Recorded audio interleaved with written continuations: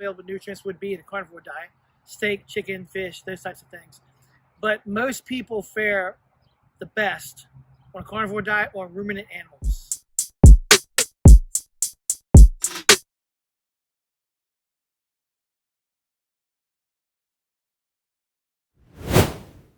Good morning, good day, and good night wherever you may be.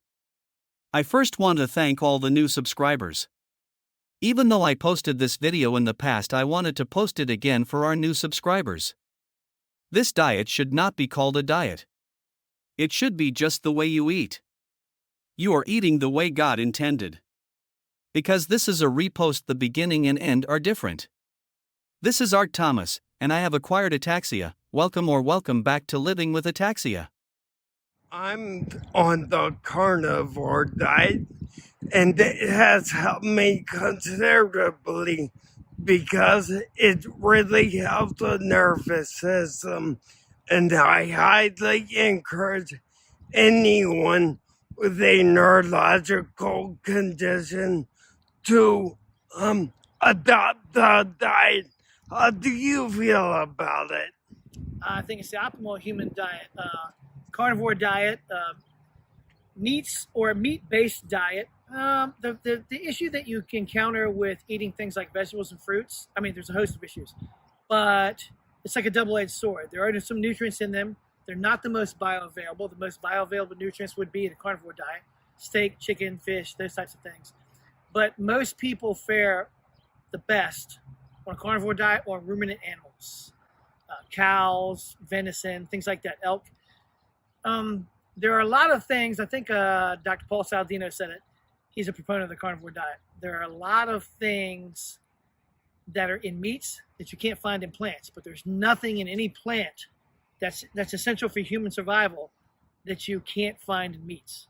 So you could go with eating meats exclusively without having any plants, but if you try to do that with plants like vegans do, you end up with all types of problems. They start having bone demineralization, hair loss, weak teeth, loose teeth.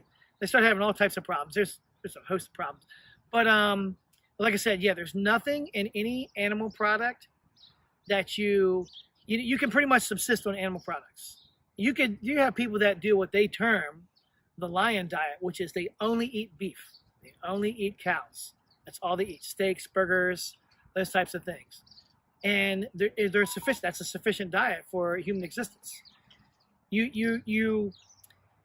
When you eat a diet like that has no carbs, and you're getting your energy from fats, your body does a thing where gluconeogenesis. It will create its own carbohydrate source. But you need when you have a diet that's high in plants, vegetarian diet, you're scrounging for sources of protein, because plants are what's called incomplete proteins and meats are complete proteins. So your body needs a complete protein to be able to utilize the amino acids from the protein.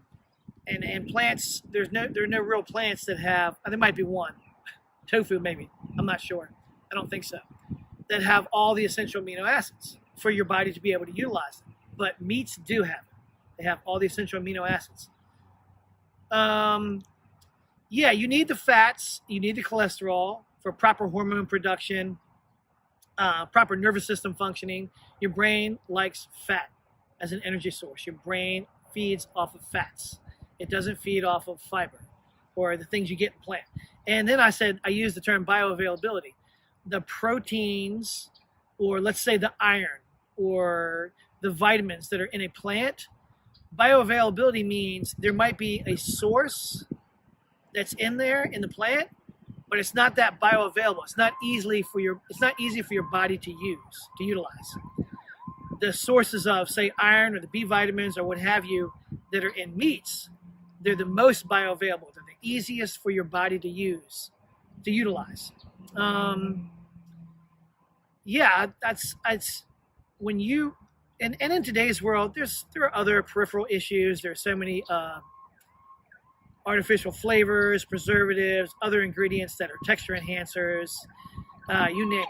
And they're added to almost every food. And then when you look at a lot of the plants that are utilized for, mass production for food sources, they're genetically modified. And I'm not even really up on the effect of GMOs on the human body, but I don't believe there's any long-term research to say what the possible negative effects are to ingesting GMOs. And you don't want to, unless you want to use yourself as a test subject, you don't want to be ingesting things like that. Whereas, conversely, people, for centuries, the cornerstone of their diet, if not the entirety of their diet, has been meat, beef, chicken, fish, eggs, milk, and people have thrived on that. Not only survived, thrived on it. And if they did eat plants, they were survival foods at best, or in addition to their main diet, which was the beef, which was the goat, lamb, fish, eggs, that type of thing.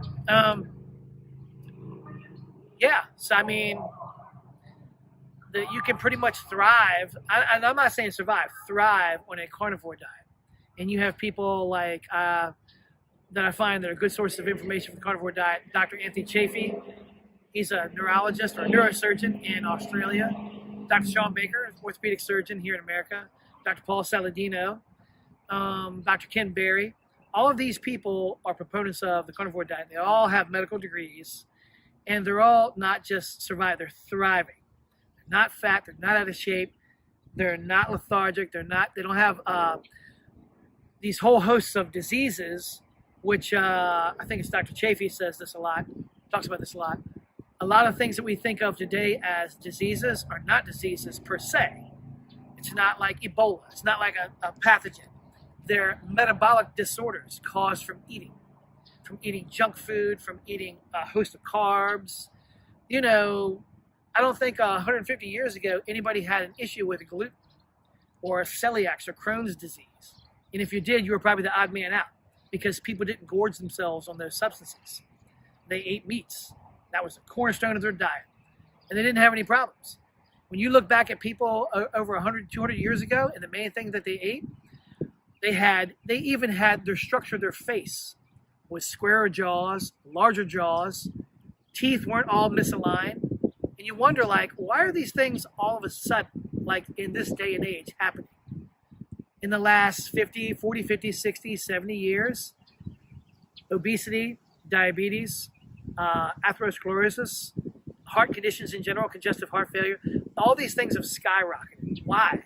It's because more and more and more people are eating carbohydrates. You can't go anywhere where you can't get a honey bun or a muffin or something. Carbs, carbs, carbs. And you might find a meat stick somewhere. And it probably is loaded with preservatives. The things that people thrived on for generations and generations and generations, for thousands of years, have become like a novelty now. The carnivore diet, it's considered like a fad diet, which is idiotic, but it's considered a fad diet when it should be just the way people eat. That's the way people eat. When milk started becoming pasteurized, and you started developing, over the decades, people started developing lactose intolerance. I've actually had a client who we got raw milk from farm, and she was lactose intolerant, and she could drink the raw milk. So you tell me. Something in the pasteurization process is denaturing that milk, and now it's not the way it originally was. I'm not sure exactly what the damage is from the pasteurization process, but it's doing something to the milk where it's making it not as bioavailable, or it's changing something, or it's destroying some nutrients in there that are essential to the processing of the milk. It's like they'll prescribe, I guess, in clinical doses, vitamin C for certain things. But when you eat an orange, which, the orange has vitamin C in it, but it also has other things. The way things are in nature is the way they're intended to be consumed. So there are things in nature that have sugar in them, but not like white table sugar. It's not the same. It's changed. And back to vitamin C, when you're on a carnivore diet and you're not ingesting all those carbohydrates and that other crap, then your need for vitamin C goes down. Because that was a question like, well, what about scurvy? Are you going to get scurvy not being on the carnivore diet, not ingesting fruit, not ingesting large amounts of vitamin C? You don't need it. You don't need it. Your needs even change. Your cholesterol may go up a little bit, but is it even bad? No, it's not even a bad thing. I mean, you're talking about, like I keep using the words, you're not talking about people surviving on the carnivore diet. They're thriving. They're doing very well, very healthy. There's a thing called coronary artery calcification. It's a test that you can take. I think the best score is a 0. And there are people that are proponents of the carnivore diet. They've been on the carnivore diet for a certain amount of time. They take that, they consistently score like 1, 0, 1. There's, it's very low, which is against what a lot of people that are against it, because they have the traditional view of too much red meat and all this other crap that's just skewed information. It's not true. And their logic or their thought is, well, if you're eating that much red meat, you're going to make your cholesterol sky high. You're going to give yourself high blood pressure. But no, that turns out to not be the case. That is not true. It's not borne out in the evidence. And there are many people that have gotten on the carnivore diet that are curing all types of lifestyle ailments: eczema, psoriasis, leaky gut, Crohn's, celiac, diabetes, particularly type 2. I'm not sure about type 1. That's what you're born with. You can be born with. Maybe there's somebody on that too. I don't know. But yeah, there's all hosts of. There was a guy. You can find him on YouTube. I can think of his name. Anyway, he has a whole series of videos where he talks about how, and he was up into his 40s. He was diagnosed with congestive heart failure, and the doctor told him that's not supposed to be reversible. And after 6 months on the carnivore diet, he went to another doctor, and the doctor asked him, "Why do you think you have congestive heart failure?" He said, "Well, my other doctor told me I did." So you don't now. Michaela Peterson, Jordan Peterson, Michaela Peterson, 2 big name proponents of the carnivore diet. She had some form of arthritis that was so bad, juvenile arthritis, that her hip and her ankle had to be replaced at 17. And she went through a series of self-experimentation, lactose-free, paleo, whatever. And she finally hit on the carnivore diet. And that has literally cured all of her ailments, even her depression, lifted her depression. She's on no more meds. She's got no more doctors. She's fine. This can't all be anecdotal, and it's not placebo. Some things can be aided or helped by placebo effect, but not everything. Things aren't just magically cured by it because you think about it. Any other questions? When we were at the Bird of a Feather, which was part of the conference, a lady asked why she is always tired, and you said you need more meat, and she said she only eats salad. What do you say about that? It's the exact opposite of what she should be doing. Salad is a waste of time and money. Let the rabbits and whatever else eat the salad, and then you eat the rabbit. If there's any nutrition to be gleaned from it, you get it from the rabbit. Yeah, she's like most people you encounter. I mean, 20 years ago, I used to believe this shit. It's garbage. Excuse my language. I used to believe it. It's such garbage. But when you really start investigating things, you start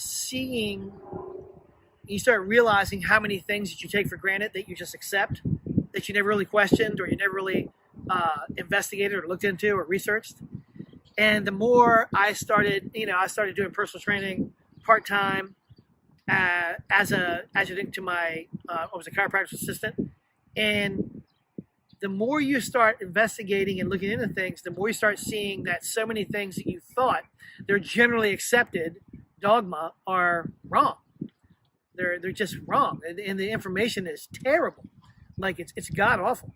The way people, don't eat too much red meat. It causes heart disease, causes plaque buildup in your arteries. That one they've actually done studies on for the last 20 or 30 years. There's not even a correlation between high consumption of red meat and heart disease. That one's been put to rest, or it should be put to rest by now. But it just goes to show you how far-reaching the bad information is. People still hold to it dogmatically. When we went to the Ataxia conference in Orlando, and that one doctor, MD, was on stage and said that beans were a good source of protein. They're good for your nervous system. And he had to kick in that he was a vegan. It's ludicrous. It's insane that an MD would think that. But there is such a disconnect between the medical community, it seems, and nutritional information.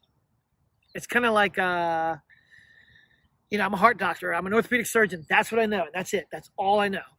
There's no crossover. There's no, it's just weird. You would think generally the average person would probably think like, well, they're a doctor. They know about nutrition. No, they don't. They're woefully ignorant about that. And your body's a closed system. It can only operate on what you put in it. So, if you can work out, do whatever you want. If you're eating Snickers bars and Doritos, you're probably not gonna be that healthy. It's just people like her. It's almost like, I feel sorry for her. I can't fault her. She doesn't know. She's been fed the usual BS, and mainstream media is a god awful place for information for anything. They peddle those age-old stereotypical BS lines about red meat, about getting so many cups of vegetables a day. Just garbage advice. It's not good. It's not good at all. Yeah. Just so everybody knows, I'm on this diet and have not suffered anything from the cholesterol. It really has helped. Even my knee pain. Like I said, I broke my femur and I've always had knee pain. My knee pain isn't gone, but it definitely decreased by just this diet. Yeah, I could say, having gone on the carnivore diet, and I'm my own best test subject, so I will do self-experimentation.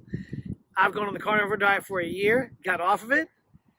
When I went on the carnivore diet, within a week, I noticed snore less, sleep improved. I was starting to get almost sleep apnea-like symptoms, where I'd wake up multiple times throughout the night and be aware that I was waking up. So it was giving me broken sleep, so I could lay in the bed for 9 hours and still feel like trash in the morning, like I wasn't fully rested. Carnivore diet improved my sleep. Definitely, they say one of the first things is it starts to powerfully eliminate inflammation, systemic inflammation, specific inflammation in a certain joint. I noticed within 4 or 5 days from, you said like old injuries, that the injury to this shoulder and this knee, gone. Like not better, gone. Like I just noticed like, wow, that's not there anymore. More energy, like a sustained energy throughout the day. And it takes a while to, it's not instant. It takes a while. It can take months for more and more of the effects of the carnivore diet to take place in your body. You figure you've been abusing yourself for decades. You didn't get there in a day, and it's not going to happen in a day. But you do notice a lot of things pretty quickly. I noticed weird things. No bad breath, no body odor. I didn't have to use the bathroom as much, but it's called waste for a reason, because it's a waste. And the carnivore diet is more efficient. Your body is utilizing much, much more of what you eat, as opposed to eating breads and pastas and grains and plants. You're wasting a lot of it. So, it's unnecessary. But I did notice when I went off the carnivore diet and started eating more of the other foods, all of those things, the joint pain in the shoulder and the knee, the bad breath in the morning breath, the crash in the middle of the day where I needed to feel like I needed to take a nap, all that stuff came back, rushing back. And maybe it's because I had been away from it, but it seemed like it was twice as bad. And now that I'm starting to go back to a meat-based diet, I feel better. Everything is better. Everything is better. Every little ache, pain, the brain fog, the headachiness that I might, sometimes I would feel like I had a headache, almost like I was mildly dehydrated. If you get that feeling, like all that stuff kind of just went away. And it's kind of like you just wake up one day, as you're going along further and further on the carnivore diet, you just wake up and realize, wow, that doesn't hurt anymore. Wow, I don't have that anymore. Wow, I swear I don't have any like tests or anything to prove it. I swear my eyesight got better because I can see everything fine, but it's really close up that I have an issue with. I started having an issue with the last couple of years, and I swear that got better.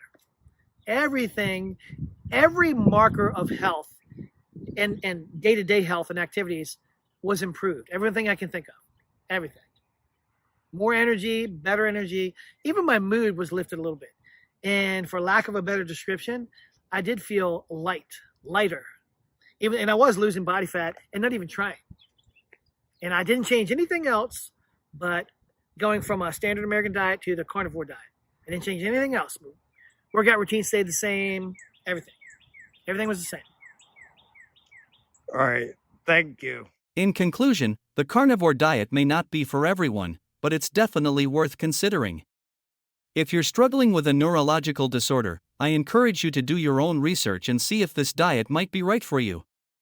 And if you've tried the carnivore diet yourself, please share your experiences in the comments below.